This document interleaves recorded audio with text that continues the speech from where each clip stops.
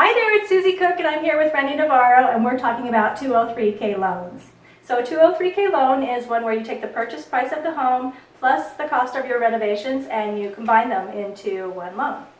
And Randy works for Complete Inspections and he specializes in 203K loans. So Randy, can you tell us a little bit about the difference between the inspection that you would do for a 203K loan and the one you would do for a conventional loan? Yeah, or conventional home inspection, sure. So conventional home inspection, primary role is to obviously inspect everything, identify defects, and make a list and give it to the consumer, the borrower, and that's your job is done.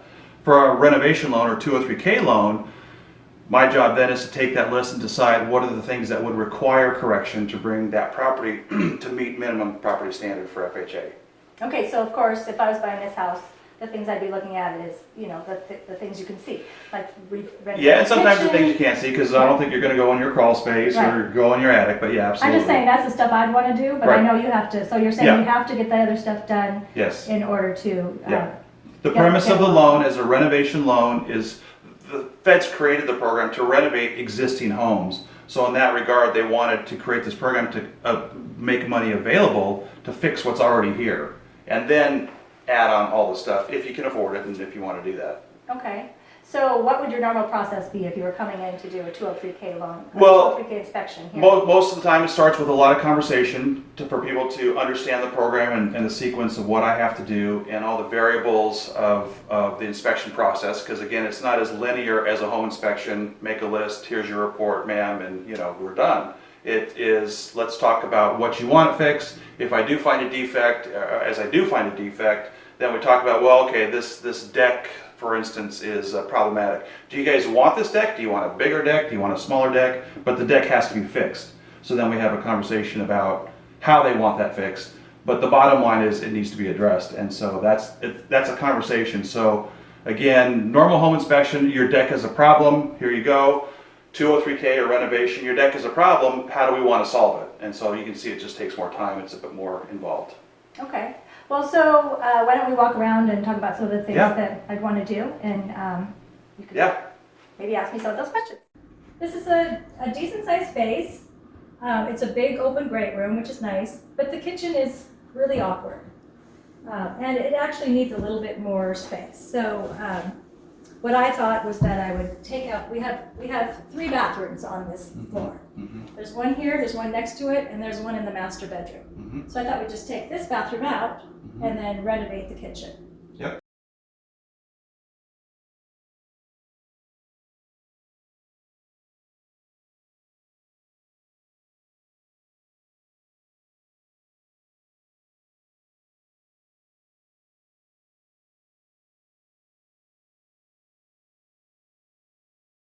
Oh yeah, I would be the first man in, costing everything, giving you that preliminary work write-up. And then also, it's a pretty comprehensive breakdown, and so then I would provide that, or you would provide that to the contractor or multiple contractors so there's an apples to apples bid. They're not just making up their own bid based on how they think it should go. So I'm basically kind of establishing the scope of work from the get-go. So this bathroom is actually the laundry room. So I would want to take this laundry out and put in a shower. Yeah. And then that way we have 2 masters on the same level. So oftentimes my response, and people are asking me, my response is, yeah, anything's possible if you have enough money. I mean, that's really the fact.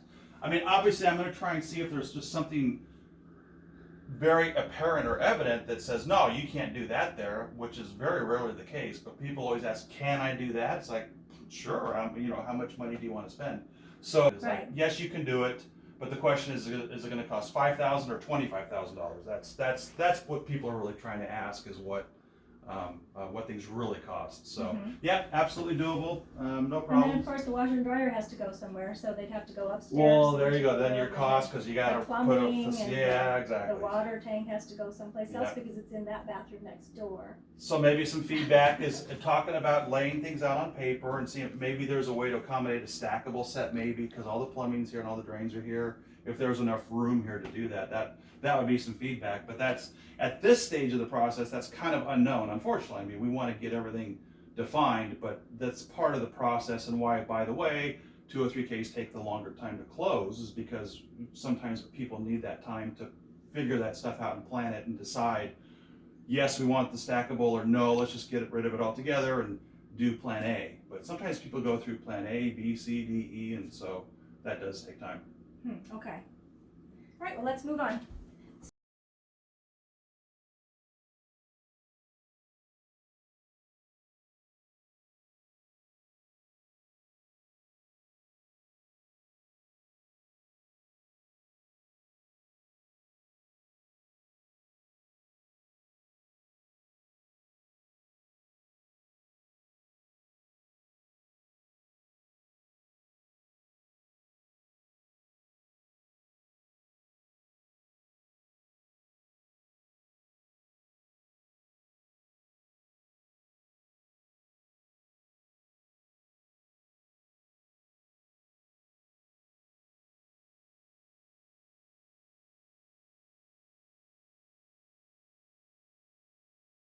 Obviously, the railing has to be fixed, but would you call that out as an issue, or was that to be this a is a total gray area or? because so if you're like up maxed out on your budget and stuff, I would say yeah, it's obviously rotted.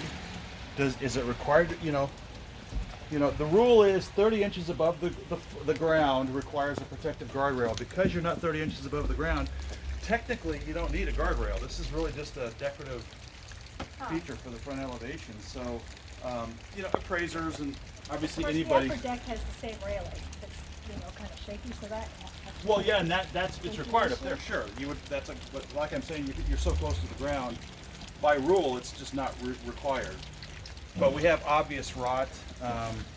People don't like rot, so it really is a cosmetic or aesthetic issue.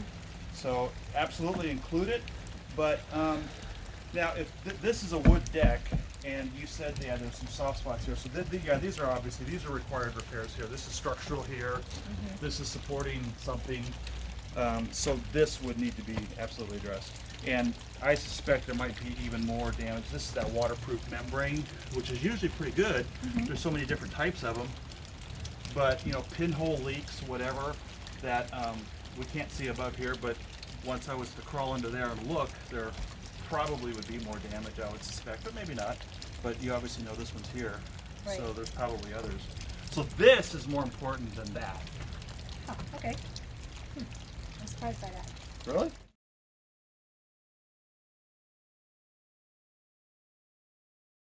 Yeah, the premise was those unforeseen issues that I would discover during an inspection that do affect the buyer's budget, absolutely. So, and that you start adding that into all the other little things. It's not like I want to find bad things, but it's kind of my role and my responsibility. So it's funny, when I do a normal home inspection, everybody wants me to find everything. When I do a renovation inspection, it's like, oh, do we really need to replace the bad siding? So, well, yeah, that's the whole point. So anyway, we have to throw all that stuff in there. Yeah, and it can affect budgets. It always does, put it that way. So typically a buyer is going to be thinking about all these cosmetic things that they need, that they have a desire for. Yep. Their what I call the fun stuff. Yeah, the fun, warm, fuzzy stuff. Yeah. And so, but this stuff can really affect what happens with the other stuff. Absolutely. Yeah. That's and again the premise of the loan is to get the money to fix that stuff. Then you get your fun money for your appliances and your counters and kitchens and all that stuff.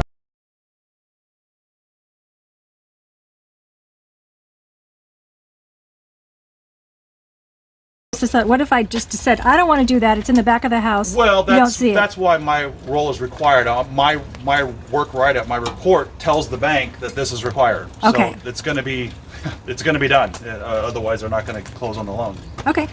So this is Thomas Fadden. We've already done the walkthrough with Randy, but it sounds like we probably should have started with Thomas. But he's going to explain the loan side of the 203K loan. Thank you. Okay, so qualifying for a 203K loan. Right, so we walked through the house with Randy Navarro. Correct. And then he kind of gave me a ballpark on what it would cost to do the things that I want to do, like new kitchen and several different tweaks in my house. Mm-hmm. And so then now we just need to know what's our next steps.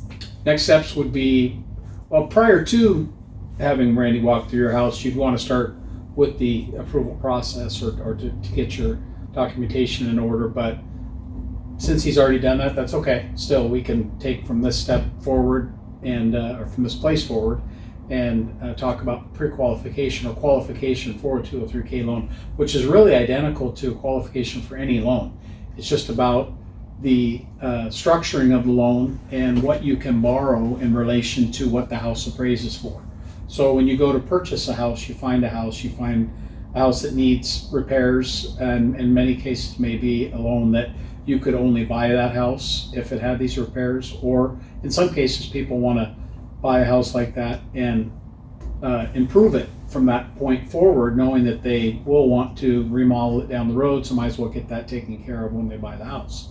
So when you get qualified for that loan or approved for that loan, like I said, it's the same process as getting approved for any other FHA loan or any other conventional loan for that matter. You're providing me, my team and I are going to send you a list of items that we need to gather from you, such as pay stubs, W-2s, income tax returns, bank statements, things like that, that you would submit for a normal type loan. We're going to receive that information from you, and then we're going to tell you how much you would qualify for based on the total after remodel price. So you're going to start with your house at the purchase price, then you're going to add whatever work you're going to have done to it, and then that end result is going to be your price. I see. So when you're that way, when you're walking through the house with Randy, right, you know how much you can spend. Correct. Yeah, it gives you an idea where you know, okay, we're going to buy this house for $400,000. We need to put $50,000 into it. We need to be able to qualify for $450,000. So the end result is what you're going to end up at with your loan amount, and then you're going to put your down payment down based on that end result loan amount. Okay. So are there caps connected to that? Not really, because you can do a lot with a 203K loan. So you could take a house, technically they say by the rule book, you could take a house down to almost its last standing wall. Not that you're going to want to do that, but so your caps are really going to be what the house will, well, your cap's going to come down to what the house will appraise for, because you can go up to 10% above the appraisal on the house. So let's say the house appraises for 400, and I'm talking about the end result value. Right. So after improved, your after improved value is what you can go 10% above that. So let's say, for instance, your house appraises for 450 after improvement. So you're going to buy it for 400. You're going to put 450 into it. You're hoping it's going to appraise for 450 or better. So at that case, you can take it an additional 10% above that. So do you send an appraiser out before you start the process? No, you send an appraiser out after Randy's done his work and his workup. He's going to give that to us. You're going to have a contractor identified and brought into the process, where the contractor is going to take what Randy's provided and tell us what it's going to cost for the contractor to do it. So because Randy's information really helps to confirm that the contractor's prices are accurate, or at least close to being accurate. Because Randy has a general idea of what it's going to cost to improve a house, or it's going to cost to put a roof on, or get the house, just whatever various things that need to be done to the house. He's going to have an idea of what those costs are. Your contractor's going to come in with their price to do that, and then Randy's going to be able to take that contractor bid and tell you, okay, this is a little high, this is a little low, and then the contractor will ultimately sharpen their pencil and figure out how much cheaper they can make it, or if they can get it done for a lesser price. Contractors are expensive right now because good ones are busy. If you're a good contractor and you're not busy, then that's questionable if you're a good contractor or not. So I hate to say that, but you'll get lucky if you do find a good contractor that can start tomorrow. Because most of the good ones are busy. So how do you know then, when you're walking through the house, if you haven't had that initial appraisal, are you just kind of, making an educated guess as a realtor what it's going to appraise for after you put the money into it? That's where your real estate agent's going to come in handy, where they're going to be running comps for you and saying, I know we're adding a bedroom, I know we're remodeling the bathroom, I know we're remodeling the kitchen, whatever you're doing to the house. Here's what some of the comps look like in your neighborhood. Your house as is doesn't match up with some of these other comps that I'm providing you, but with these new comps that I'm providing you, or the additional comps reference, they're recently remodeled or what have you, so it's going to match up more closely with what those comps look like in the end. And then there's a bit of a gamble. I mean, there's definitely a little bit of a we're not positive it's going to turn out like this, and but you know what, there's a gamble from the appraiser's perspective as well, because the appraisal is not going to necessarily be 100% accurate either. So the appraisal may in fact, I believe it's really hard for an appraiser to project what a house is going to be worth after improvements have been done to it. No easier than you guys. I mean, it's really hard for you guys to project 100%. But that's why that 10% cushion exists in the program. So if the appraisal comes in a little shy and not quite up to where you would hope it would be, depending upon how the customer feels about that, you can go up to 10% above what the house appraises for to get your loan. So this program is designed with that in mind, that there is that cushion, and if the program allows for it, that means the rate of success with that is pretty good. That means that HUD says we're okay with giving you that 10% cushion, because we find that most of these properties that get rehabbed turn out to be a good investment, or turn out to be a good outcome for the consumer. They're not trying to put you into a house that's not going to be worth anywhere near, nor do they want to lend, or do they want the lenders to lend on a house that's not going to be worth anywhere near what your finished product, what you've got invested in your finished product. And sometimes it's going to require trimming back a little bit on what your ideas are of what you need to do to a house. Finish levels might change. Correct. We're working with a customer right now that may have to trim their finish levels back a little bit, but I don't think they're going full. I don't think they're putting into the house what they could. They're going to get the house to a point of where they're going to be comfortable living there for a while, and then probably do some of the other things out of pocket. I think that's common for a 203K. I think that a lot of times you're going to put things or put improvements into the house that will make it livable for you and give you some good creature comforts. But as you go along, maybe do some of the other things out of pocket, which I think may be a little more cost effective. Some of the things you can do yourself, because that's if there is a downside to a rehab loan, that you can't do the work yourself. It has to be done by a licensed contractor. So some people shy away from that, from these programs for that reason. They want to do the work themselves. Is it a higher interest rate for this kind of loan? It is a little bit higher. Yeah, not dramatically, but it is a little bit higher. It's higher. It's enough of an increase in rate and cost to detour. If somebody came to me and wanted, and they said, we have cash to do what we want to do, we're buying a house that doesn't have to have a rehab loan, I would not encourage them to do it. I would tell them, buy it as is. If you have the cash, do it yourself. So this is just for people who don't have the cash to put the improvements in. It's a perfect loan for somebody to buy a house that can't be bought other than for cash, and a person that just doesn't have the money. And when they move in, they're going to need, and it's great for looking in neighborhoods, especially with tight markets and tight inventory like we have, looking in neighborhoods that don't have the 3 or 4 bedroom house that the customer wants or needs for their family, or they need to be in a neighborhood that, like I said, doesn't have that inventory available. So maybe you need 2 bathrooms, and everything you're finding in that, some of the neighborhoods in Everett, for instance, have 1 bathroom, and it's for a lot of people that have families, it's a deal killer. So this is a great program to look into a house like that and say, hey, this house isn't perfect for what you need, but what if we could make it perfect? We know you like the neighborhood, we know you like the area, we know you like everything about the house, except for it doesn't have that extra bathroom, or the kitchen is 1960s, and we need to remodel that kitchen, and I know you don't have the money for it. We got a rehab loan, we can make it perfect for when you move in. So how does it work then, once you've qualified and you've taken Randy through the house, and then so you pay off the house, and then do you have a pot of money sitting there that you can just draw from as the... Kind of like that. Yeah, it's like a construction loan. I don't know if you've ever been around those, but it's you close on a house, and on a construction loan, the first thing you do is you pay off the land, and then you start to give the builder draws. And similar to that, the first step is to pay the seller and close the transaction on that end. Mm-hmm. The amount of money that's funded will be enough money to pay for that, the payoff of the seller, and then pay for your improvements. You can also include house payments into the loan if you have room, and if you desire.